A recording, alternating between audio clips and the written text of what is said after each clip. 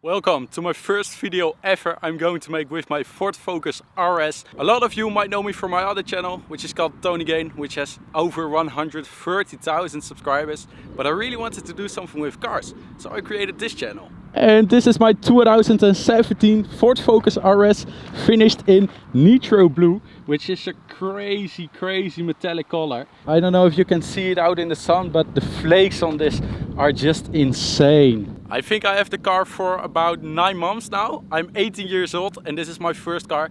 It's really astonishing what this car can do. The fun, all the things you can do with this car is just really outstanding. And let me take you with you in my car. But let's talk about some details first of my car. This is a 2017 Ford Focus RS Mark III, so it's the third generation that Ford has produced of the RS, which actually stands for Rally Sport. Ford was back in the days really big in the WRC, the World Rally Championship, and now they made a RS car, which stands for Rally Sport, which actually directs to the WRC, the World Rally Championship. And it is powered by a really strange motor, I have to say. I've never heard about it. I've never seen it before I bought my car. It's powered by a 2.3 liters 4-cylinder EcoBoost. I don't know why they call it an EcoBoost, because it really is not an EcoBoost. I'm really curious what it is without the EcoBoost. The engine delivers 350 horsepower and 0 to 100 in 4.7 seconds, which is really quick, especially for a manual car. So we're now inside the car and this is my manual 6-speed. All Ford Focus RS's are delivered in a manual. There are no automatic ones, so that makes it really fun to drive. When I wanted to buy my first car, I really wanted an automatic, because manual is... I thought it was hard to drive, but it is actually not. And I really wanted to have my first car in a manual after that, so I could develop my manual skills, because otherwise I will never drive a manual car again after my driving lessons. I must say, I really enjoy the car. So when I knew I really wanted a manual car, I first looked for an Audi S1, which is powered by a 4-cylinder 231 horsepower with 370 Newton meters of torque. And I really wanted a Hyundai i30N, where the N stands for Nürburgring, so you already know. Both cars are really fun. I unfortunately didn't have the opportunity to drive these cars, but I really want to drive these cars so bad, so maybe one day I still can. But this is my Ford Focus RS. I did it! I bought it 9 months ago and it is really crazy to realize that this is my first car ever. I made a test drive in the Ford Focus RS, a normal edition, because I have the blue and black edition. We'll talk about that in a minute. When I knew I wanted a Ford Focus RS, I really had one thing that I needed in my car so bad, which are the Recaro bucket seats. These things are so good and beautiful. I believe that these seats are really a must on this car. They look so good, and it really finishes the car, especially with my blue and black edition. So my Ford Focus RS is one of the latest in production and is a blue and black edition, which they actually produced end of 2017. Mine is from November 2017, almost 2018. So this is a blue and black edition, which is easily recognizable with the black roof in a matte finish, together with these mirror caps, also in black. And the best thing is the blue trim on the Recaro bucket seats. These are not stock. You can have the Recaro bucket seats with a black trim, but the blue and black edition delivers it with a blue trim. Ford also calls it the LSD Blue and Black Edition, where the LSD stands for the limited slip differential. I have 2 limited slip differentials on my cars, one on the front wheels and one on the back wheels, where the car actually put the powers on the right wheel, which has the most grip, so you can go really aggressive through the corners. I don't know how it drives with one actually. I've driven one before, a normal Ford Focus RS, but yeah, I didn't push it a lot, so I don't know how it feels through the corners. But this really goes well through the corners. Rumors has it that only 4,224 units were made of the blue and black edition, but it's I can't find it anywhere. In the Ford Focus RS Mark II, you had a little plate next to the gear shifter which says which number it was of the limitation series. But it's nowhere in the Ford Focus RS Mark III, which is a bit a shame. I would love to see that. Some people just do it aftermarket. You can 3D print something like that, but I won't do that. So 4,224 units were made of the blue and black edition, which was a limited edition. On this car, they deliver it with big Brembos. They brake really good. But I believe a month ago we went to the Nürburgring and they smoked out at Deutingenheusen. So at the end of the track, the flat surface, they were smoking. I don't know how it happened, but it's actually such a shame. I didn't expect it from Brembos. They brake really good again. But it's such a shame that they were smoking. I don't know why. And also the back of the car is so magnificent, beautiful. I think it's one of the best hot hatches you can get. I don't know if there's any car with the same similarities this car has. I don't know if an RS3 is even better than this. I mean, the 5-cylinder is good, but I don't know if it is a great competitor to this car. I really can't find the right words for this car. It's so awesome. My dad also put this Nordschleife Nürburgring sticker on it when we did a couple of laps last month, which actually looks quite good. I like it a lot with the RS in the middle of it. Really cool. Thanks, Dad. My car is still stock. I have done some little changes, which are 2 things, but you don't need to do big improvements on this car because it's already so good. The exhaust really sounds good, as you might have heard in the intro. It is outstanding loud. The only negative thing about the exhaust are the holes. I really wanted to see them in the diffuser, so the gap between the exhaust pipe and the diffuser are a little bit smaller, but it's not that bad. So I've done 2 little modifications, which is this shark fin from Paint Mods. Really easy to install and much better than the big antenna which is stock on this car. I really didn't like that, and the shark fin looks much better in my opinion. And the other little modification I have to open the hood for. So open up the small hatch which is located underneath, and then the hood will open automatically because it still has a little stick to get your hood up. I've installed some hydraulics which are also from Paint Mods. Really easy to install. I did it together with my dad, and in my opinion much better than the little stick which holds on to the hood. I don't really work a lot on the car, but if you have to fill something up or measure the oil, it is way easier to open it up with these hydraulics instead of putting on the stick. Also, something interesting about this car is that this is fully open at the intercooler. It is so hard to overheat this car. After 2 laps on the Nürburgring, it went up to maximum 120 degrees. It cools so good. And I think it's mostly because of the open front. It is really open, which is good, but I really had some negative things, like a leaf or something which is stuck and you can't reach it really good with your hand. I still have the media parking sticker from Spa. I went to Spa yesterday and that video will follow very soon. I came home yesterday and I really wanted to do a video with my Ford Focus RS only first. And the road trip to Spa-de-Francorchamps will follow very soon. Lovely weather today, very special in the Netherlands. I love it. So I'm gonna go ahead and peel off the sticker and let's then go for a drive.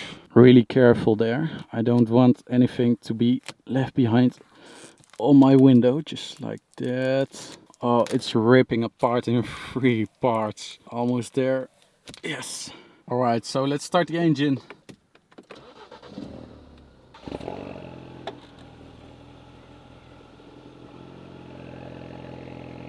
It's not that loud when the engine is already hot. I really like the gauges, by the way. The oil temperature, turbo pressure and the oil pressure.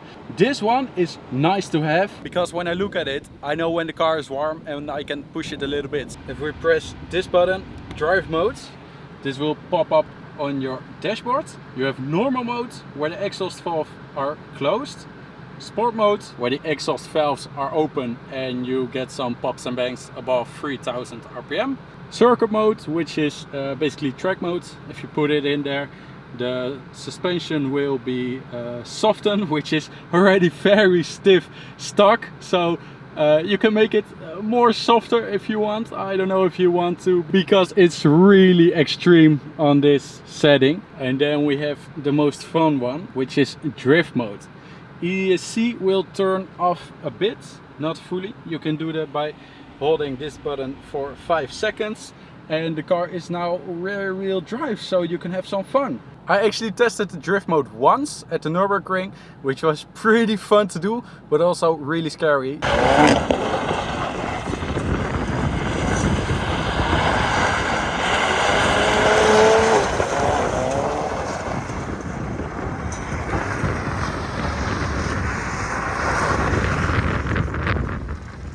Differential will open and the back wheels will be powered only, so you have a rear wheel driven car in a 4-wheel driven car. The Mark II is front wheel drive and the Mark III is 4-wheel drive, so this one is also 4-wheel drive, and it's just good to have in a car like this with 350 horsepower.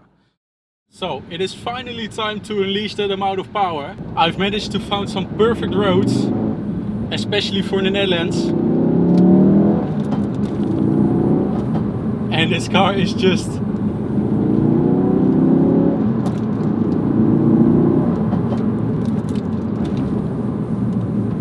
wow. Do I need to say anything about this car? Little speed bump, very careful, because you can literally scratch your bumper on these speed bumps. I do have already some scratches on my bumper, so I want to be really careful with that. The car is actually quite low. It's not as low as a supercar, like a Lamborghini or something, but it is really low for a hot hatch. Oh man, this car gives so much joy. I really love it. Let's go back into seconds. I think we're heading left over here.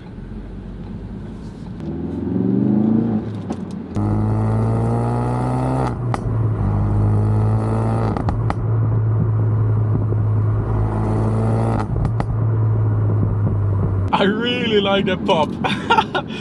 I hate the word pops and bangs, but the sound of that is really enjoyable. Some horses over here. Wow, quite a lot. Let's take it easy over here. Oh man, I love this corner. I should wait for the fan. This corner is so good for this car. It steers so directly. Right, let's go. From second. Oh, the sound of that.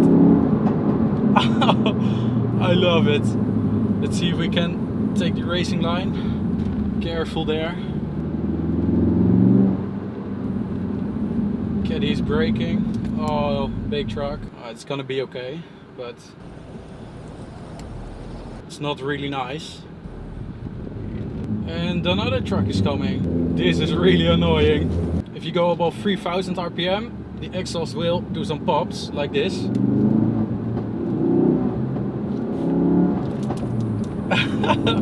It's so fun. Oh, very childish, but really fun to do.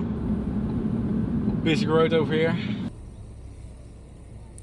Nothing's coming. Oh yeah. Oh, that's going super fast. Ah! Cupra. Let's see if we can get between this van and the Fiat 500 there. Yeah. Easy. Oh, the shifting, the pops between the shifting. I like it a lot. At first I thought like, wow, why would you do that in a car? It's so childish, it's so unnecessary. But it really gives that extra experience to driving. And I really like it. The weather is actually quite good today. Blue sky, the sun's out, and the gun is out. I do know another fun B road to drive in this surrounding. So let's go ahead and drive the B road. Let's take a left here. No one behind me. Rev matching. I'm still learning how to do that properly. I still want to learn heel and toe, because it's very good to use that on the track. When you use your clutch, the powertrain will actually stand still of the car. And if you give the little small amount of gas, then it's much better for the car and the powertrain will continue. Oh, it's quite a bumpy road. And I already thought so. The suspension of this car stock is actually, it is good, but it is too good. It is very, very stiff.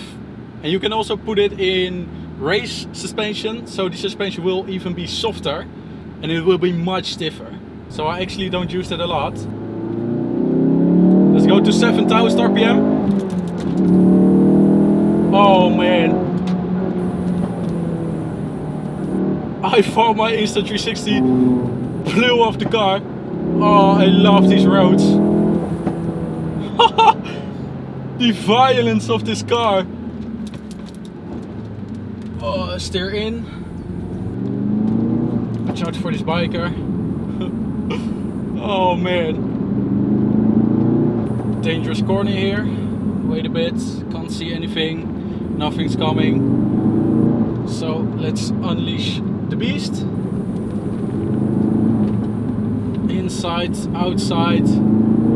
Watch out for this corner again. Brake a little bit. Nothing's coming. So let's go. Shift back, third,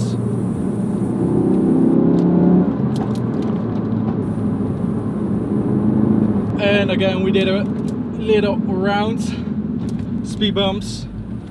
It's my own racetrack, my own layout of driving. Again, watch out for the speed bump, shift back, and let's go, one more time.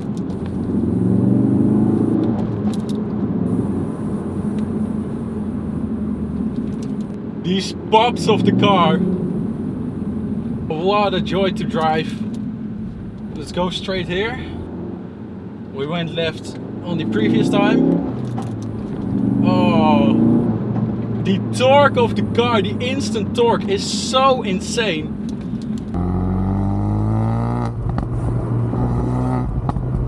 I forgot to mention that this car has stock 440 Nm of torque, and with an overboost it has 470 Nm of torque. I don't know if you can really feel the difference between 440 and 470, so 30 Nm of torque difference. I don't know if you can feel it. I think you can call that the stock torque of the car. But it's so directly. And the steering, watch this. Quite dangerous to do, but the steering is... I'm shaking the car. Oh, it can wobble so easy around. It is so directly. Oh. Such a place to drive every day. I think I broke the camera stand.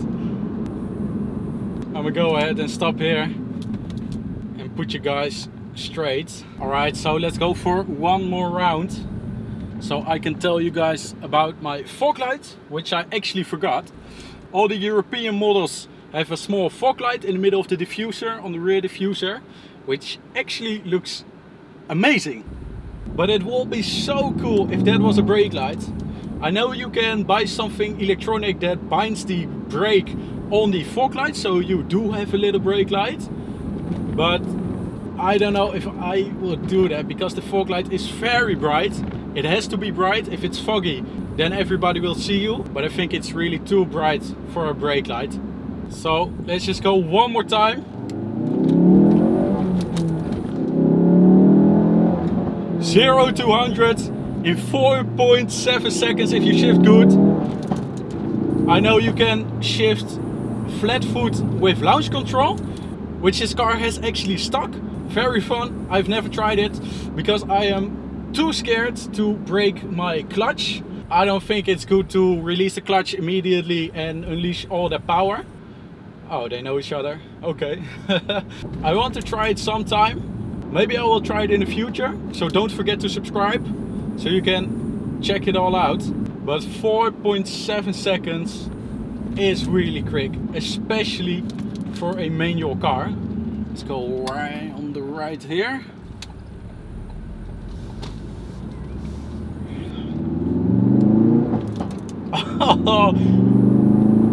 The shifting from second to third is just so satisfying. That, oh, the little pops.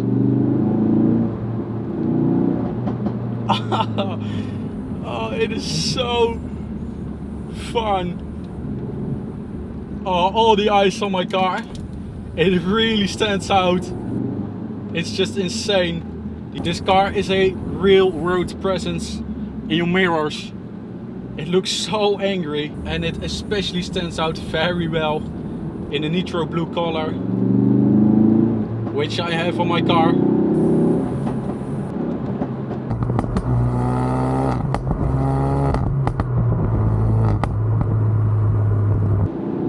Little speed bump here.